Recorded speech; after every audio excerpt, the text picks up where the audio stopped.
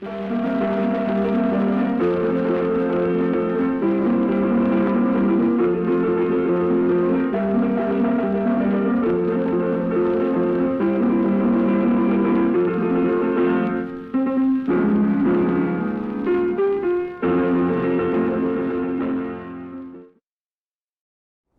evening and welcome to Hidden Histories for July of 2019, URBAN-15's e-magazine, our monthly way of bringing the stories and culture and arts and everything wonderful about San Antonio to you, our online audience. Tonight we have a very special show. We are going to be talking about music, and that's my favorite thing, music. I want to especially thank our continuing support from the Santikos Foundation, San Antonio Area Foundation, the City of San Antonio, the Film Commission, Texas Commission on the Arts, and our most recent patron, Humanities Texas. All of these organizations believe that the stories we bring you are very important stories. Tonight, I have three special guests, really wonderful people that will be coming in. And they represent views and sounds and emotions that can only be dealt with in music. We have Ramon Hernandez from the Hispanic Entertainment Archives. He is putting together a massive archives of the musicians that have come out, mainly of the border area, the Valley, San Antonio, out into eastward in the Houston, and the thousands of little towns in between. The Hispanic Entertainment Archive is probably the most significant archive we have in the nation about our music. Our second guest is Alyson Alonzo, and I don't know how to describe Alyson except she's a cross between a crooner and a genius. She's a solo performing artist, primarily here in San Antonio, uses a lot of technology, but it really goes straight to the heart with the way she makes her appeal about being recognized as a human being and the way she shares her love with her friends. It's an amazing art form that she's pursuing, and she's going to surprise us tonight. Our final guest will be Julio Lopez, who's known for San Antonio for the bands that he's put together over the years, and most recently, Los de Esta Noche, which is a really kick-ass, I kind of say punk cumbia amalgamation that really defies the ear. You have to hear it. So we got a great show tonight. We traditionally start our shows with the found photos section, and tonight we have a really amazing found media section. It includes a 1955 recording of a kid from Fox Tech High School, Little Sammy, and we're going to use that as the soundtrack for 26 of the many, many bands in the Hispanic Entertainment Archives. We're going to just show 26 of them from San Antonio. So let's see hidden photos.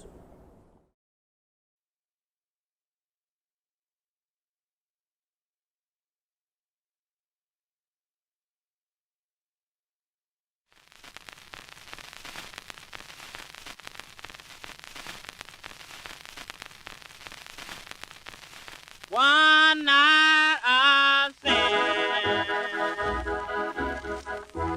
here's what I'm now paying for. The things I did and I saw would make the earth stand still. Don't call my name. It makes me feel so ashamed. I've lost my sweet helping hand. I've got myself to blame. I've always lived a very quiet life. Never never did no wrong. Now that I know that bad and wild life would cause me nothing but for one night of sin. It's what I'm now paying for. The things I did and I saw would make the earth stand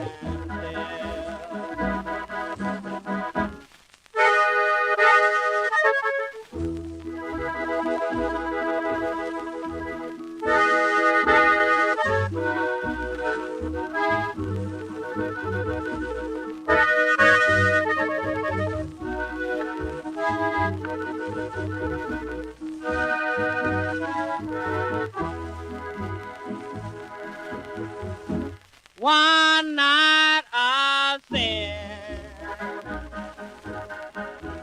It's what I'm now paying for. The things I did and I saw would make the earth stand still.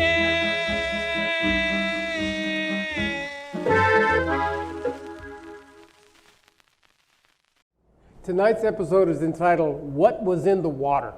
The Origins and the Evolution of the San Antonio Sound, Part 1. And we are going to particularly focus on high schools of Harlandale, Burbank, McCollum, South San, Lanier, and Highlands High Schools as the starting point of the origin of the San Antonio Sound. And we have the expert with us tonight, Ramon Hernandez, and welcome to Hidden Histories, guys. Thank you for having me, George. Appreciate it. Well, we have a lot of things that we'd like to deal with right now because I can't quite really put you in any kind of category. You're an archivist, you're a curator, you're a collector, you're a photographer, you're a fan of the music, all of these things which show that you love the people who make that music. And how did you ever decide that you want to do this and fill up your house and drive your wife crazy? Well, let me put it this way. I joined the Navy in 1960. I did 23 years. During those 23 years, I traveled all over the world. I was stationed in Europe, Puerto Rico, Guam, Hawaii, you name it. And I noticed that no matter where I went to, like for example, Guam, it's only 5 miles wide. They had a local magazine on the music scene, monthly. I came to San Antonio every 4 years on leave, and I would drive up down Zarzamora Street, Military Drive, and all I could find on Tejano music was the posters that were nailed into the telephone poles. And there was no hotline where you could call to find out where Little Joe's playing that weekend, Laura Canales, Her Sonny and the Sunliners, etc. And nothing changed in 23 years. I came back and I decided to do something about it. Nobody was writing about the Tejano or the Chicano music industry in the San Antonio Express News or the San Antonio Light or any magazine for that matter. So we were like the invisible, genre musicians. So I started the Hispanic Concert Hotline. I convinced the San Antonio Express News to allow me to write about Tejano artists. And that's how it started. Because I was the first, the musicians that I interviewed I said, let me start with the old timers because they won't be around too long. I interviewed a gentleman by the name of Juan Gaitan, famous songwriter. He had written a lot of hits for Antonio Aguilar and other artists in Mexico. He was so grateful, he was 92, that at the end of the interview, he hobbles and said, Ramon, before you leave, I want to give you something, a little token of my appreciation. He hobbles over to the bedroom, lifts up the mattress, and lo and behold, there's sheet music and notebooks and napkins and everything that he had written lyrics on. He said, take what you want. It was a gift. From there on, the bands have a t-shirt or they've got a koozie. Here's my CD, here's my koozie, here's my t-shirt. I didn't intend to collect at all. It just happened, through gifts. Whether it was a shirt, a pair of pants, a pair of boots, a pair of shoes, you name it, it's there. Well, you know, the artifacts of art making are pretty fabulous.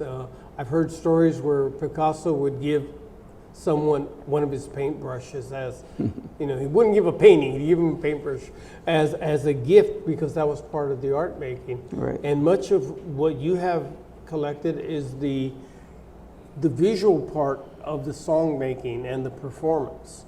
And it was pretty, that afternoon I spent with you was very eye-opening about the way you've collected and the way you've cataloged. It's a massive collection.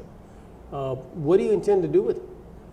Well, my Tejano collection, mainly the biographies, the publicity pictures, even the artifacts, are in Texas State University.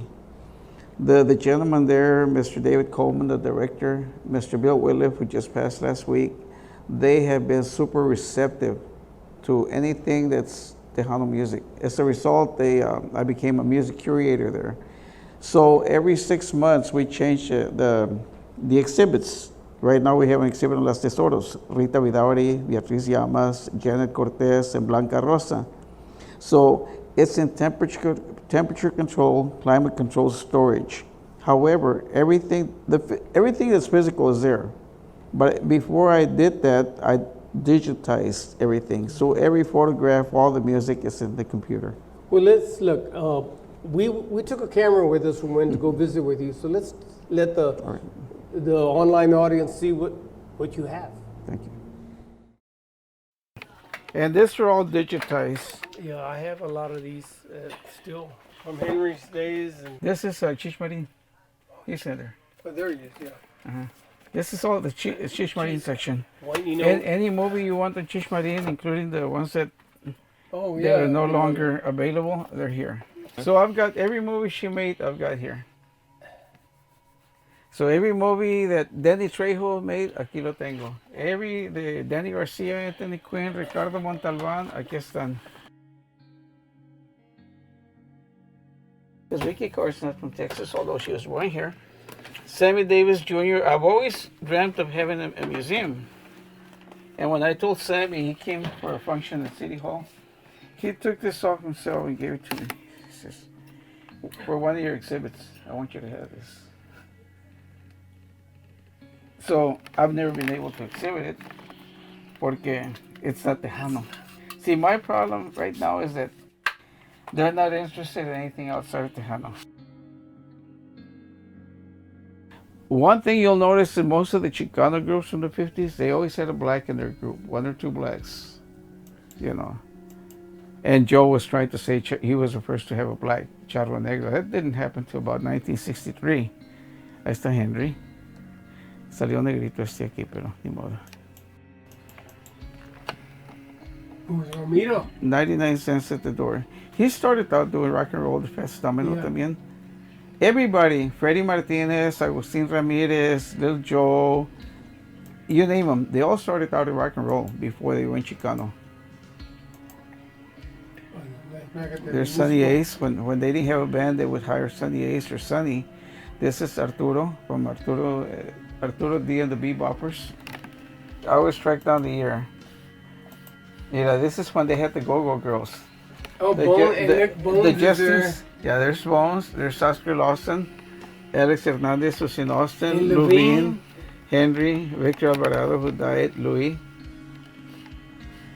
Bones was going out with Mary Jane. That's where she's got his arms in. That was his date. And Louis was messing around with one of the others. I got the names of all of them, but they don't remember who's who in the pictures.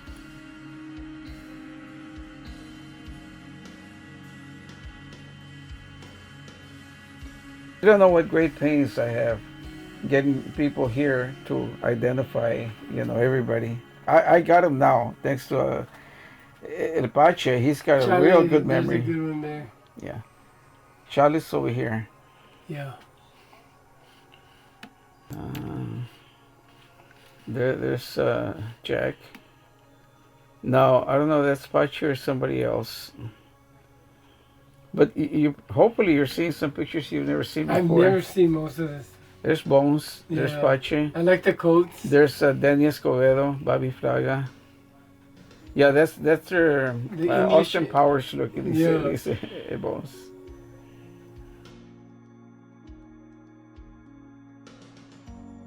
That's ya cuando andan de Yo Soy Chicano y todo. There's Ruben Ramos right there. That's in Market Square. 70s. The frayed jacket. 1950s, 1960s, 70s. You're thinking of something like, first of all, he when the disco era hit, Oh yeah, I remember andaba that. con su, he donated that costume to me, and it was So an you have exhibit at Texas State. It's a Texas State. I'll tell you about that later. Yeah. They said, and- Joe, people in the street would come up to me and they thought I was a priest, and they would kneel y se persinaban y todo, and others thought I was a guru, and they had no idea. They just saw me with a long hair and robe y se asustaban. And Johnny también andaba in robes.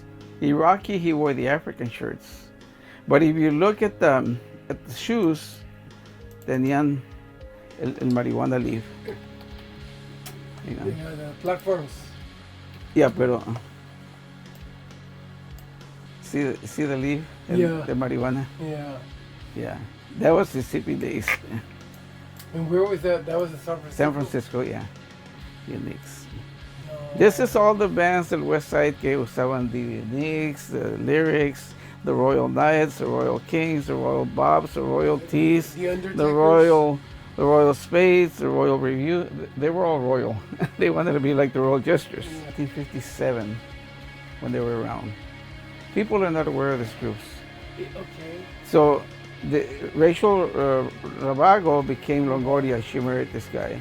The only one that picture is Yolanda Garibay, que es la hermana de Randy. No, Because it's all a singing family. Everybody sang it. And here's another singer. The Velvets was Randy Garibay. and was it a cappella or? Did it, Yeah, did it yeah. have No backup? band, no band. No, it was band. all. So here they are doing their thing in Burbank. Ahí están. This is the one that died. This is 1958, a year later when they formed the Uniques. There's Jack Martinez. And this is the reenactment of the same picture, but they had more guys now. But this, I told them, put your hands like that, and I'm looking at the picture, okay. And they were patient with me, you know.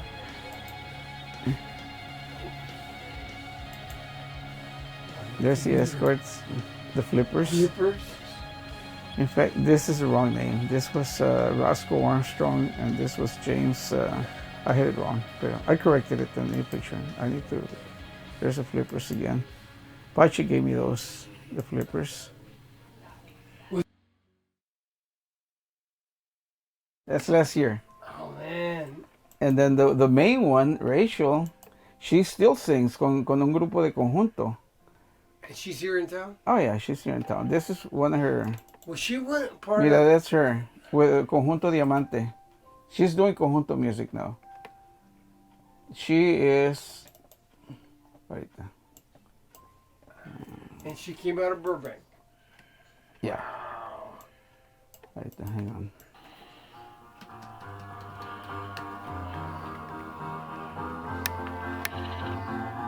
Sounds kind of like Angel Baby in a way. Yeah. And my angel baby. Rock-a-bye, baby, on the treetop. And that was all recorded here in San Antonio. I think the record company was. Oh, San Yes, Antonio. That's right, San and Antonio. Tara Wells. That's over on the south side. That's Harlandale. Tara Right. Wells is the name of it. So this is when they got together one Christmas. Porque ya había muerto la otra apenas murió. This is the original. She married one of the songwriters de Sunny. This is when they got together. I had them reenact The same picture. the same pose. Yeah. Chinga. And they're in town right now. Silvia, these two live here. Esta vive en San Diego. But you get what I'm trying to do, right? Yeah. I wanna. Right there.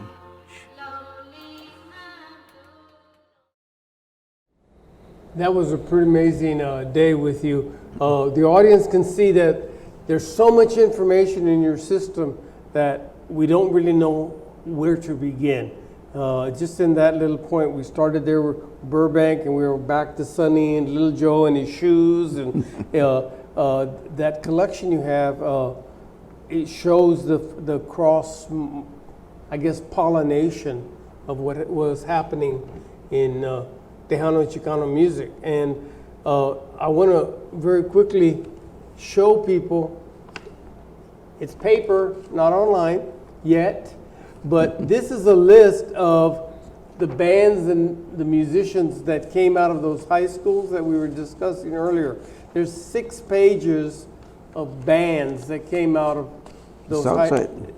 and that's not all of them. So it's very important that those of you who had a grandfather or father, or you yourself played and were participating in the musical experience, if you have a picture or you have a memory or a postcard, a poster, something of that nature, let Ramon know that you have it.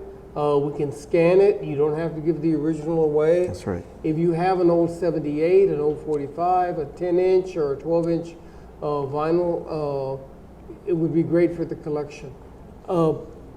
Ramon, one of the things I said was cross-pollination. Mm-hmm. And in this list, I see a particular individual, and maybe he was in 5 or 6 bands in the course of his career that was there in the area. Right. Or someone who went to 4 or 5 high schools along their career as well. But I think this is just a pretty amazing database that you put together.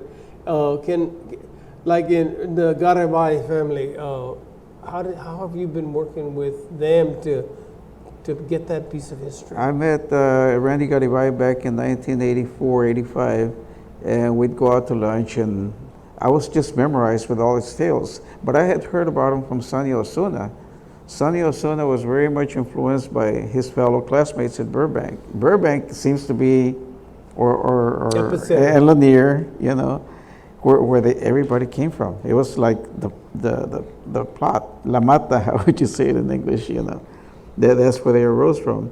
So I found out Randy started back in 1955, and he had a group called the Velvets, and they came out of the Express News. And then the following year, in 1957, actually a year and a half, he created the Pharaohs with Duke Anthony, who's still alive. Out of there came the Del Kings, which included Frank Rodarte, Cleto Escobedo, Dr. Loco, Carly Henderson, a whole bunch of músicos. And the Del Kings went to California. They got discovered in Las Vegas. They changed their name to the Blues, and they did a 7-year stint in Las Vegas, no weekends off. Among the people in their audience were Elvis Presley, Sammy Davis Jr., Vicky Carr, etc. And this all started back in the conjunto era. At the beginning of the program, we heard One Night. This is not the record that was made popular by Elvis Presley. This preceded Elvis. This was a previous hit for Smiley Lewis, One Night of Sin. 1954, 1955 is when rock and roll and rhythm and blues caught on fire on radio here in America. And the Mexican-American teenagers were like, man, that's cool. We want to do that too. But they were conjuntos. So they started doing rock and roll with accordion and bajo sexto. If you notice in that record, there's a lot of accordion licks in there. And it was crude. And Mando of the Chili Peppers did the same thing with Los Alegres de San Antonio. He would take Tutti Frutti, he would take Maybelline and do it with accordion. Little Sammy J did the same thing. He made the song Just a Gigolo popular. And Sonny Osuna would go check him out at the Tiffany Lounge. And Sonny has told me, he's my compadre, it was Sammy's version of Just a Gigolo that I did. And Randy's version of Just Talk to Me that I did. So it all ties together. There's an evolution here. As the kids, they started attending junior high and high school, and they joined band, and they started learning how to play trumpet and saxophone. Well, here comes the combos. They want to emulate what's being played on American radio. And that was basically the start of the South Side and the West Side sound. Now, many of these bands didn't have a place to play except the school gym. Right. Yeah, and they were underage. They couldn't go into the clubs necessarily. But they seem to have had a large following and a fan base. I remember hearing about the autograph parties they would hold at music stores and stuff like this. But in this great treasure, Fox Tech also seems to have a large number of musicians that came out of there. Have you been following that evolution as well? The Cool Dips and people like that were adjusters. Some of them came out of Fox Tech. You know, when you came over to the house last week, Yeah. this list did not exist. I interviewed people, and I never asked them, where did you go to high school? Where did you graduate from? The truth be told, most of them dropped out of school to pursue a musical career, you know. So a lot of them didn't graduate or go to high school. So thanks to you, I was able to compile this. It was a new project for me. So. Well, we've often we're talking about this cross-pollination, and we're mentioning it from, well, my search was based on high schools. But have you ever considered based on the churches? Like what parish or where did you go to mass and what did you do after church and things and that? A lot of the people that are doing Tejano music were in the choir, in their church choir. Paula, she used to be in the church choir. A lot of them were gospel singers. And then, you know, like the preacher's daughter, they like rock and roll, and they're doing rock and roll on the side without their dad knowing. So, yeah, there's a lot of that. Oscar Lawson, the Royal Jesters, he formed a group called the Five Angels, because they were all from Guadalupe Catholic Church, so they thought they were very angelic, they were altar boys and all that. So he went to the seminary. He wanted to be a priest. While he was there, the head master, I don't know what you call him at the seminary, he said, you know, Oscar, you're going to make a good father, but not a father of the church. I guess his hormones were raging and says, you need to leave the seminary, find a girlfriend, get married. So he did, and he became a father of four. And he became the leader of the Royal Jesters, Ramon Hernandez, and everybody else. Well, jesters are kind of a DNA phenomena in San Antonio because they seem to have formed one of the genetic code by which many of the other bands followed. The doo-wop, yeah. The doo-wop sound. And they started with another name, though, if I remember rightly. They started out as the Young Ones. The Young Ones? Right. Yeah. It was the Five Angels and the Young Ones and the Royal Jesters. Once they got the Royal Jesters, that was it. They settled on that. Well, listen, I'm going to play a little game on you. I'm going to have Jonathan randomly bring up a picture in a second of a band, and I want you to see if you can come up with a quick story about them. So, Jonathan, do we have something lined up right there that we can go with? Okay. That's Little Henry and the Leveres. He started out with a band, and then they changed their names when he took over. There you see not Frank Wing, his brother. You remember the councilman, Frank Wing? He's on the very left. On the other side is George Rivas, and then behind them you have George Rivas. I can't make him out from here. But anyway, they're from South End High School. They're one of the few bands to come out of South End. Henry Peña, as we know him, he's like San Antonio's oldest teenager. He's like our Dick Clark, our American Bandstand. He had his own show on TV called the Pennsylvania Show. And out of South End also came the Dreamliners. And who else? I gotta cheat. Okay, well, let's pull up another picture and let's play Stump the Man. You remember the Johnny Carson approach. Okay, this is another rock and roll group that evolved out of a conjunto. Back in 1953, Rudy T. Gonzalez and his brother Red had a conjunto called Los Panchitos. So by 1955, when they were exposed to rock and roll, they became rock and rollers. This is the very first Rudy and the Reno Bops picture.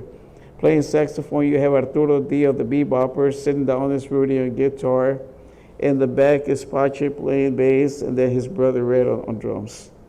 And they lived in the Westside at 418 Hazel Street, where they formed Pagogo Records. And they recorded Question Mark and the Mysterious many years later. The 96 Tears was recorded in their home? Not in their home. Or They were on tour in Michigan when they recorded, but he was the owner of the record label. He's the one that discovered them, a San Antonian. So if there was a need to make in your collection, what is it that you still need to, what connections do we still need to provide to make your archives even more powerful than what we're seeing tonight? An outlet. A what? An outlet.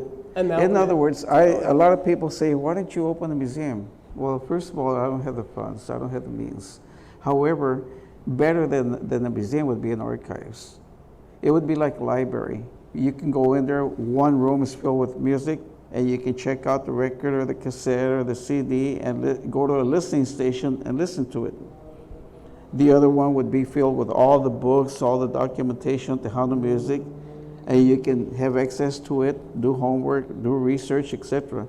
The thing about Tejano music, Chicano music, Tex-Mex music, whatever you want to call it, nobody ever thought of documenting our history. And that's what I took upon myself to do, only because of that, the mere fact that it hadn't been done before.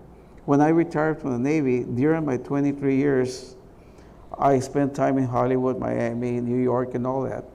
I learned all about things that the Tejanos were not familiar with. And that was an advantage. I would do an interview with a group out of the West Side or out of the South Side, and I said, do you have a headshot? What's a headshot? Do you have a publicity picture? What's a publicity picture? Do you have a bio? What's that? A biography? What's that? Do you have a promo kit? No. So I said, I found my niche. This is what I want to do. And I wound up doing all the biographies and all the publicity for all these artists. Even to this day, there's a lot of groups that I interview that don't have photographs. So I have to take the photograph to illustrate the article that I'm writing. So it hasn't stopped. One of the things that I've noticed is that the composers often fell through the cracks. There were all the performers got their chance to stand in front of the crowd and do a great execution of the music, but the composers often didn't get anything out of it. They didn't get the credit they deserved because back in the 50s, when I was a child growing up in the 40s, I would go to restaurants downtown and said, no dogs or Mexicans allowed. And so back then, there was a lot of Mexican-American composers, Latino or Hispanic composers, and they would write songs, but they would put an Anglo name as a composer. They still got the royalties, but they were given the credit to what do you call it, an alias. So like the guy that wrote the song for the Diamonds, Little Darling, he got upset and he wanted to get even. So in Little Darling says, Little Darling, no, tu abuela, she's my lover.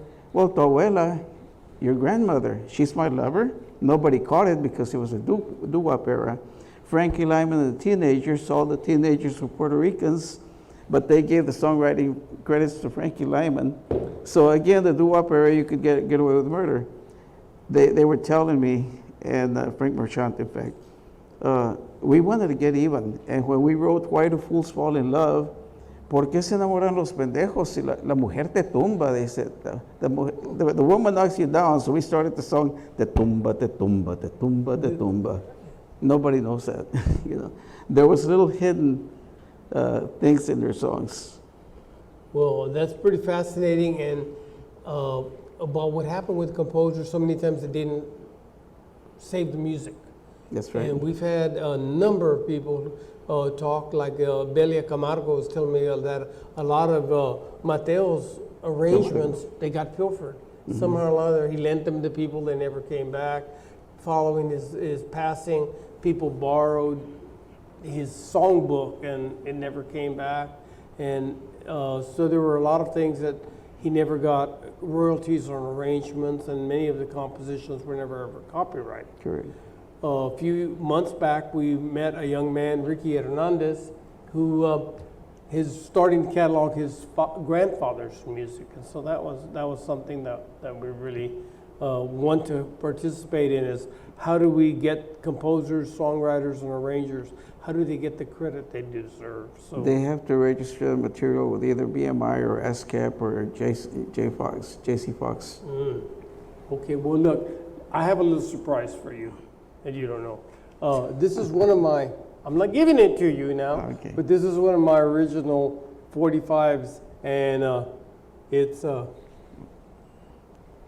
right. Oh, wow. Rosie, good friend of mine. Yeah. good, right? Yeah, that's right. Angel Baby. Angel Baby. And now we have Oscar Lawson's goddaughter in the audience right now, and she's going to do a rendition. We recorded this the other night of Angel Baby. So that's this is an interesting- John Lennon's favorite song. Yes.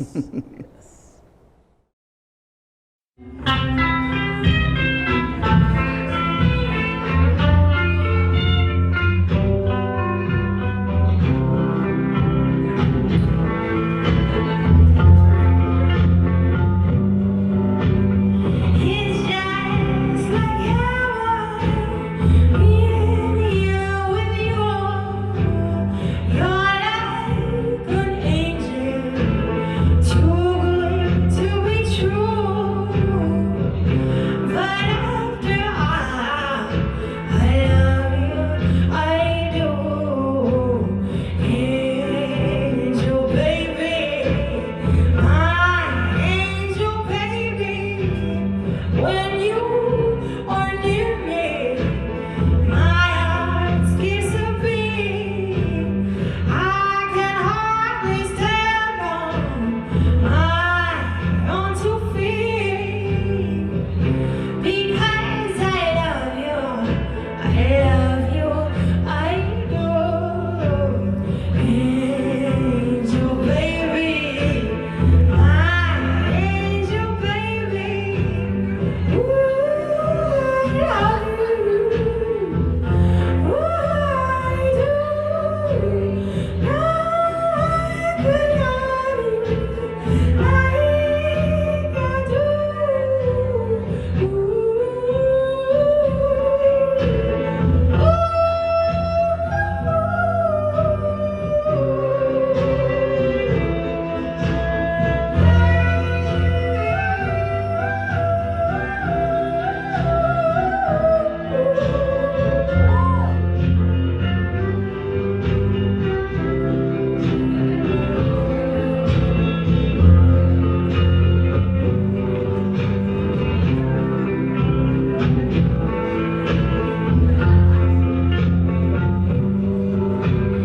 Please never leave me blue and alone. If you ever go, I'm sure you'll come back home. Because I love you, I do. Angel baby, my angel baby. Ooh, I love you. Oh, I do. I can love you like I do.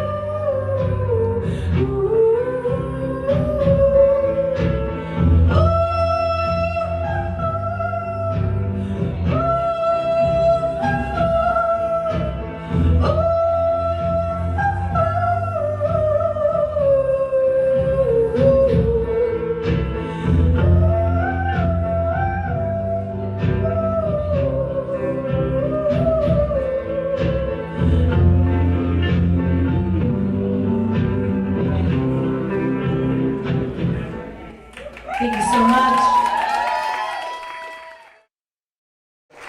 Thank you so And much.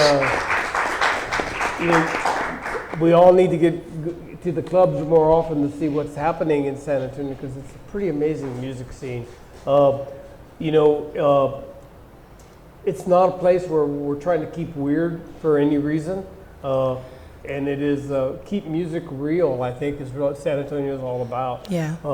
Just the fact that we have a legacy on this stage right now, people that have been involved in entertainment, activism, the arts, the whole circle of people in this room. We're here because we love the stuff. Mm-hmm. And I want to really kind of like, I'm really a little bit perplexed though, y'all's theory of why this amazing list happened. I mean, when you look at these people and what happened there in your part where y'all grew up, you have any theories about that? Why the music is so good? Why there's such a strong tradition of music? I feel like music is a very important outlet, especially in low-income communities too, and in the hood. Like we, it's in a way of escaping part of our hood that's not so great. We turn to music, and that was my outlet, and so I can only imagine, growing up back in the day, having music as an outlet, and being a musician with fans that are in school, going to see you at the gym. That's just more incentive to keep you going. So like it's just an outlet. It's an amazing outlet. It's an important outlet. I mean, you even grew up on property that was a musical property. Yeah. Well, not so much. Well, not until I was about 18, we moved into that house. Well, tell us. Well, we lived in like 3 different houses when I was growing up. So my parents, when I was 18, they bought Raulito's house, and it had a studio in the back. And the studio was the studio that Emilio Nevada recorded in. And so I lived in that studio, and then I started making music in that studio when I started making music. But it was just me in my bedroom making music and putting it on MySpace. And that's how that happened. Yeah. And you were baptized with someone who was your godfather? Oscar Lawson is my godfather. Yeah, I was baptized by Rosemary and Oscar Lawson. Yeah, it's my grandma Alicia Cano's cousin. And so I grew up knowing that Oscar was a royal jester, that he founded the band, and I grew up knowing that he fed and raised a family, living off of music and being a touring artist, and he made money off of that. And so I knew that it wasn't impossible to be a musician and to support yourself, and that's kind of what kept me going and what keeps me going still, because I do support myself with music. Yeah. Well, I'm very proud of what you've done, though. Also, the way you've embraced technology. I mean, you've done some masterful work already in understanding the toy.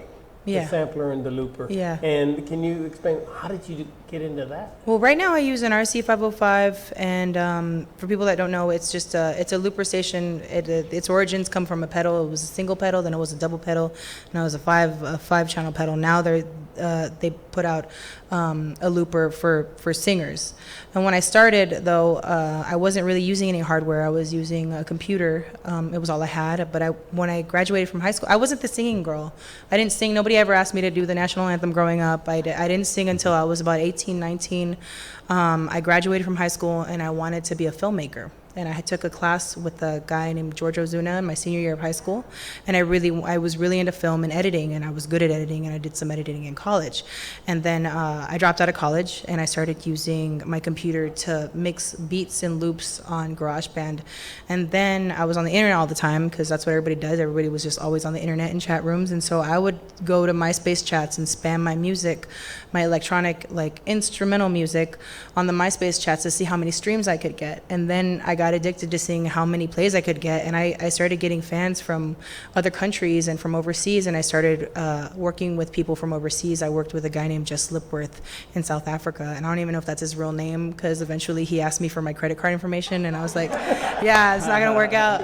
So I started working with like electronic artists from overseas, and we were just emailing each other stuff and other people. And then I want to say I want to say it moved from like MySpace to like Facebook to SoundCloud, and then people were calling me out to play with their bands and stuff, and I was in about 5 or 6 bands until I joined a band with Jeff Escamilla, and he was my guitar player for a long time, and we started a band called Vincent Vega. Then we were Sugar Skulls, but that kind of taught me. I really like working with people. I really like being in bands, but the computer was my outlet to get the music out there. And if I didn't have a computer, you know, to make the music in the first place, I wouldn't be here. And technology is that's where it's going. That's where it's taking the music. Everything online just gets spread out further than if I could just print some CDs and go out on the, you know, because I've done it. I printed CDs and I sold them in paper bags, and you know, and so it was one of those things where I want to say like about 5 years into music, some friends of mine in Belgium was working at American Apparel in Belgium, and she sent me a video of her playing my music at an American Apparel in Belgium, and so it was like one of those weird, yeah. So I mean, it's just the internet changed everything for me. It really did. It really did, as far as getting my music out there and getting the word out there, and just spreading it further than I could ever do it if I'm just like printing stuff, you know. And being like a touring, I haven't toured yet. I want to tour. That's something that I want to do, and I can use the internet for that as well. You know, send people in other states your press kits and stuff like that. So you're in this little studio and you're doing multi-tracking, and whether a little Tascam or a Porta Studio or GarageBand stuff. What was the moment that you realized that you really didn't have a good voice? For a while, I couldn't stand the sound of my own voice. So I trained my voice listening to Ella Fitzgerald and a lot of old blues stuff, and I learned a vibrato from that. I didn't get a vocal coach until last year. And only like the last 2 or 3 years I've really come into being able to like listen to my recordings and stuff. I'm very, very critical of myself and the music that I put out. And so for a while I wasn't happy with the music that I was putting out, and I was just putting out because I knew it made me feel good to put it out, and I knew that it was what I should be doing because I was gaining a fan base and I love to make music, and I battle with depression, and it was my outlet to you know, get over depression. And a lot of my songs, my old original songs were very sad, and they were hard for me to listen to, and eventually I kind of learned that, hey, this is my voice, this is who I am, you know, coming into terms with me and myself and how I identify as a human being. And so yeah, like it took me a while to love my voice. Now I'm happy with where I'm going. Now your evolution is a little bit different than Julio's evolution, because he came out of the band program, and he is raw. You know, that horn of his when he's playing there, it's not like, you know, it's like the announcement that this is the arrival. Now Julio's rock and roll all the way. I was at the talent show when y'all first played in Macomb Talent Show. We went to the same school. Yeah, I went to the same high school. Just a few years middle apart. school, right? No, High school. High school too. Yeah, McCullum. Okay, but your sound, you've been coming at it in a very different direction, and it's and not from a computer world or technology. You're doing raw sound, and whether it be your influences from other musicians or the music world, or listening, you know, to heavy metal or whatever. How'd you do it? Where are you going with this? I mean, as far as my approach to like creating songs or writing songs, mariachi is a big part of my life. You know, I did for a good 13, 15 years. Started when I was 7 years old, you know, and right away I was a part of like this children's mariachi group where we'd go downtown to Mi Tierra and like, you know, pass around the basket, play and whatever. And so that was a huge part of like learning about performance and learning how to deal with the space and interact with people. But of course, band, I had some amazing band directors. You know, Mr. George Ibarra is probably, you know, and may he rest in peace, is probably one of the biggest influences in terms of like, of really listening to myself and being critical of how we structure the music and stuff. But, you know, aside from that, it's just my home life, you know, and every Sunday we get together with our family and listen to music, or Saturday mornings when I get woken up by my mom singing like whatever song, you know, while she's cooking or cleaning and stuff. And back then, you know, maybe I was like, oh, come on, like I'm still sleepy, but I appreciate it now in a whole different way. Same thing with my dad traveling to Rosita, to Coahuila. He'd be singing, Lil Dan songs or something, and I thought it was kind of funny at the time, and I realized how much more a part of that has become what I'm doing now. I think it was later on when we started to get into like some of the harder rock stuff, and definitely the 90s stuff was a huge influence. A lot of like Nirvana and Pearl Jam and Fugazi and Iggy Pop and stuff, and I mean Emilio Navaira too. Navaira and I think Nirvana were the first 2 tapes I ever bought at Montgomery Ward. Dang. But yeah. I had heard about you through Jonathan here at Urban 15, and I went to some performance where you had a solo piece, and it was during that time of the hunger strikes over the DACA issue, and your level of anger, brought out. When I heard you play on that acoustic guitar, I thought it was like the Sex Pistols or the Clash or something coming at me, and it was a really powerful moment, and you were doing it all acoustically with no microphone, and yet it sounded as if I was in a club, and it was really that powerful. But I don't remember what song it was, but where did advocacy in politics and life and music start becoming so much a part of your art form? I mean, I think it's always been there, and it's just like a realization that came as I got older, and started becoming part of different organizations and groups and stuff. And my experience in college like really helped with like the Mexican American Studies student organization and just other organizations in town that were doing a lot of important work on a lot of different issues, and then realizing that those issues were so much a part of my upbringing, and really looking at my family and my friends and seeing that we are like needing to figure out our voices and do something with those voices, right?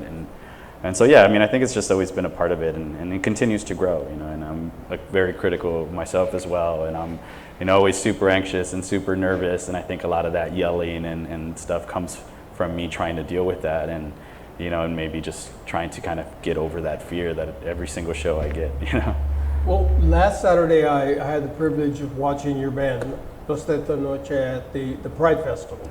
And there were people in the crowd who loved you because they've been following the group, and other people that were looking saying like, what is this I'm listening to? Yeah. And they kept getting close to the stage. But you could see that it's almost a confrontational style that y'all have, but it's very magnetic. So I'd like to share just some handheld footage that I shot of you guys last Saturday, if you don't mind.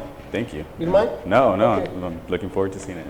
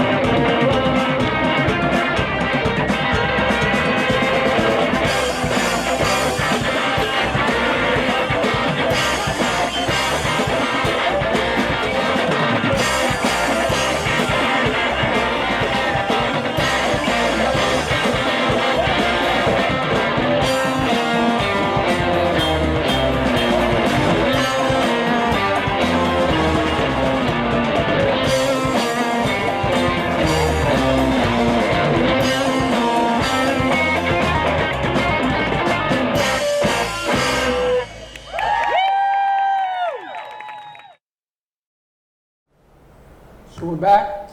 And that was good. Shows the raw energy of the day. Thank you. And Yeah. it's a good thing.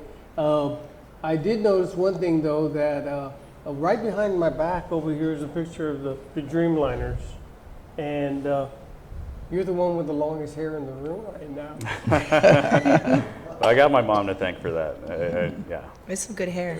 Yeah, thank you. It's good. I tried. Yeah. I tried today. Keep it. Keep it. Yeah. I'm trying to, Yeah, but okay. the Texas sun is a little rough.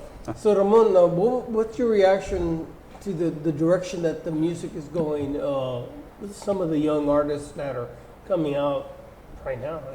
Well, coming from old school Tejano, one of the complaints is when they start injecting a little bit of rap, a little bit of reggaeton into, the intro or the middle of the song.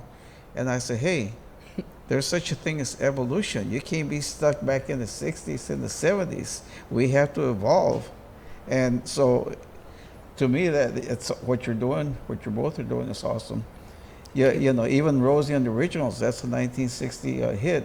But yet you brought it back in your own style, in your own way. And I still use the old track. I mean, I don't want to. I'm not trying to, pump it up with some beats or. You just got to keep it simple. It's one of my favorite songs, and it's challenging vocally, but I know it's one of those ones that keeps me on my toes. It's one of my favorite songs to play. And even one of your uncle's recordings of the Royal Jesters, that got incorporated into a rap song. But who was Yeah, it? I heard about that. Yeah. Kanye West or Yeah, Kanye West used Yeah. one of the Royal Jesters songs. They sampled so it. it's there, but it's being like integrated into the present style. Yeah, my godmother wanted to keep the sound alive, and I think somebody bought some masters in Chicago, and those ended up getting used on a Kanye West track, which is amazing to me. I never would have thought in a million years there'd be like a few degrees of separation between me and Kanye, but that's that's ridiculous. That's pretty That's so cool. cool. I thought that's really cool. Yeah. Even the Dreamliners, one of their hits from 1965 was put in the TV soundtrack. I don't know the name of the city, but the Archies, Betty and all that. Oh, what? I didn't know that. Cartoon? No, not the cartoon, the actual TV When they series. did the sitcom? They took one of the Dreamliners songs and they made it the part of the program. in the What show background. is it? Anybody know where the Archies lived at? The Archies. Archie and Belle, Betty and... Is it Riverdale? Is it a new show? Huh? Is it Riverdale? No, it's show been based around on about two or Also three based on, seasons. okay, yeah. Yeah, we'll have to find that and see how Yeah. there could be a clip. That's That would be cool. nice for your archive. Yeah, bring in Sylvia Saul and have her talk about it. That's and, cool. see it. Well, the venues that you guys played in when y'all were starting out, where were those early clubs and early restaurants, or was it the high school gym?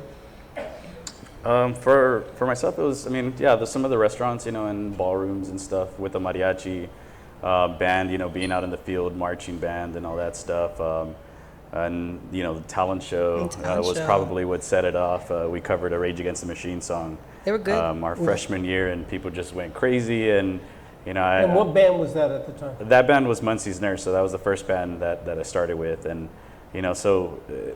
through Muncie's Nurse is kind of like how we were able to get into like the scene that we're sort of a part of now. When And I was in high school, everybody knew who Muncie's Nurse was. They were like a big band back in the day. it was fun. It was Yeah. cool. We were freshmen and, getting invited to parties that the seniors were having and stuff. And, we'd end up playing like little bars around the area, all kinds of dark places. And so, it was a good time.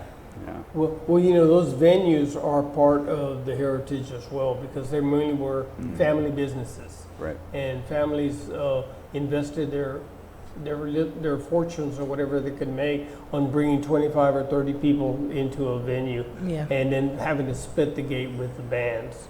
And there's so many clubs that just passed, and that would be a part of the archives as well, as those families who gave a place for you to have a voice. That's very important. We don't have the large dance social club places anymore. They just don't exist, and so they're mainly restaurants and clubs. Ramon,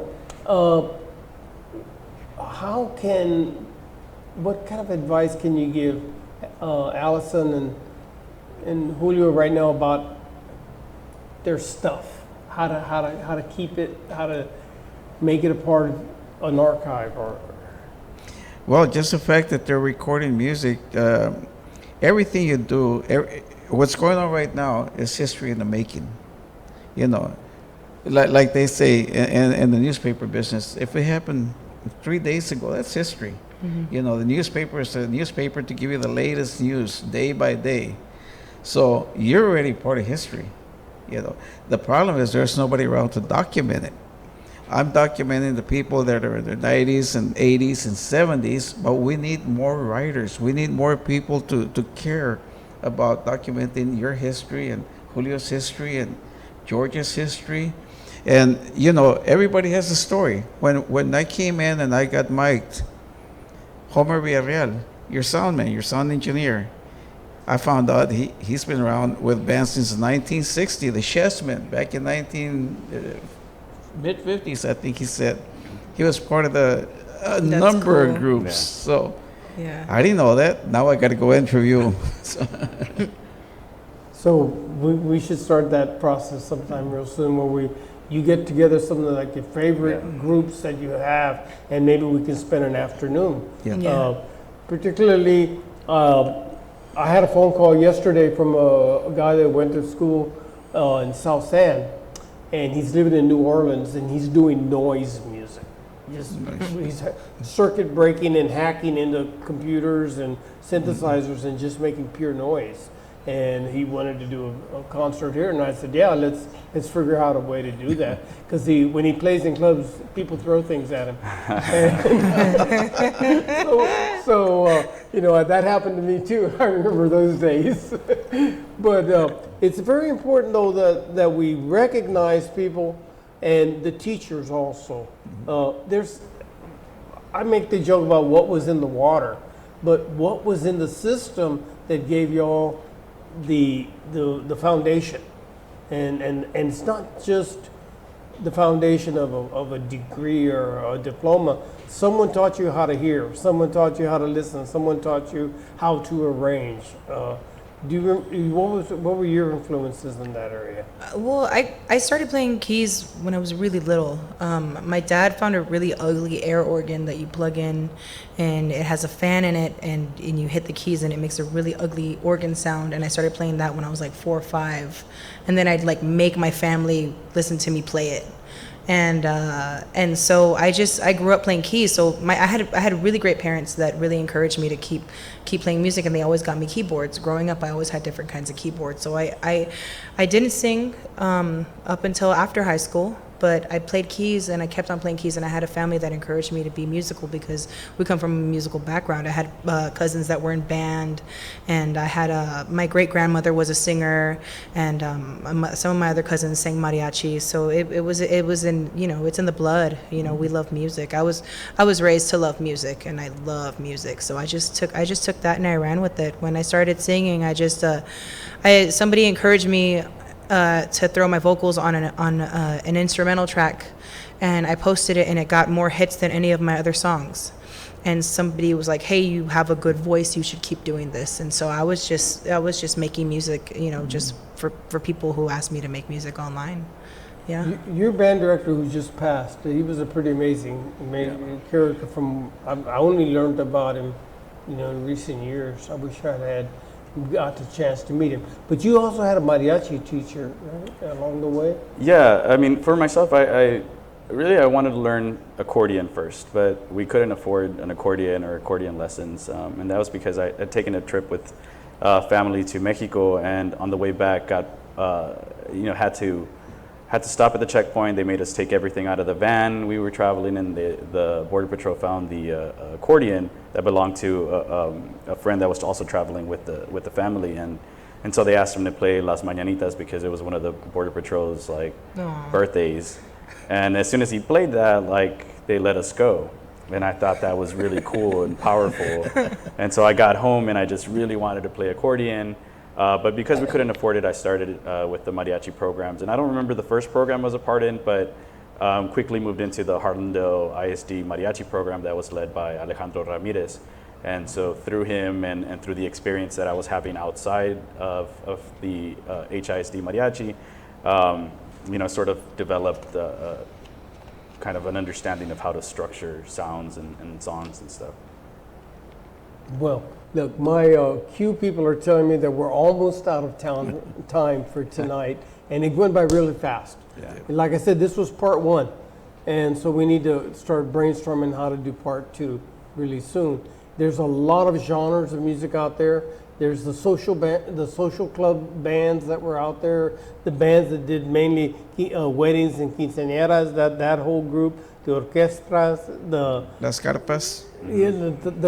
yeah, of course, and the silent movies, and all of the other things that we've been a part of as a musical culture. So thank you, Ramon. No, thank you. We'll do everything that we can do to support you in your effort. Without you, without that archive, we become erased. And eracism sometimes is more frightening than racism. And, we're just gone and disappeared. And Alyson, I'm looking forward to, I think we should work together on a project real soon. Yeah. Awesome. Yeah. I have a couple of tunes I'm trying to give Julio, but we'll have to sit down and talk about it. But thank y'all. Everybody, thank you very much, Hidden Histories, for July. So let's take it home, John. Thank you. Thank you very much.